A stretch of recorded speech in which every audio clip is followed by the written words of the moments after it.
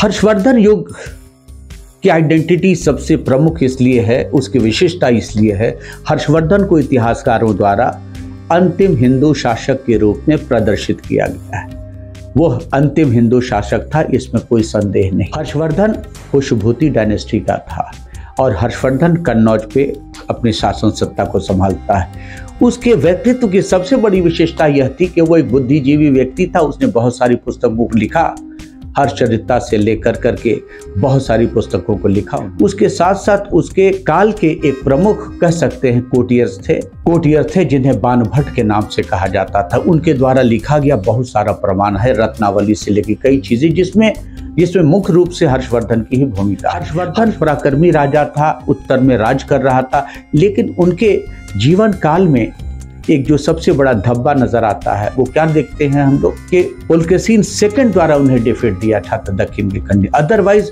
उनके अचीवमेंट की कोई भी कहा जा सकता कर्मठता में कमी नहीं, लेकिन उनका जो बेंट ऑफ माइंड था, उनकी जो मानसिकता थी, धार्मिक कहा जा सकता है मानसिकता थी।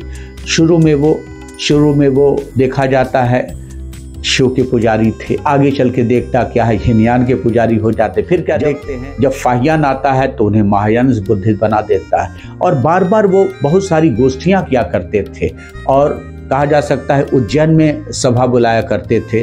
और उस सभा में यहाँ तक कि एक बार उन्होंने अपने वस्त्रों को भी दान में दे दिया था। तो उनकी बहन ने उन्हें कहा जा सकता है शरीर को ढकने को कहा। यहाँ तक कि हर्षवर्धन ने 100 से ज्यादा गाँवों को दान में दे दिया था। और वो सारे के सारे दान में जो गांव दिए गए थे, अभी वर्तमान समय में जो देखते हैं हम लोग, खास करके जो क्षेत्र देखते हैं नालंदा विश्वविद्यालय, उनका बहुत बड़ा योगदान नजर आता है। तो कुल मिला के ये कहा जा सकता है कि धार्मिक बेंट ऑफ माइंड के हर्षवर्धन थे। और हर्षवर्धन के पश्चात क्या देखते हैं, भारत में मध्यकालीन युग की शुरुआत हो जाती, फ्यूडलिज्म आ जाता है।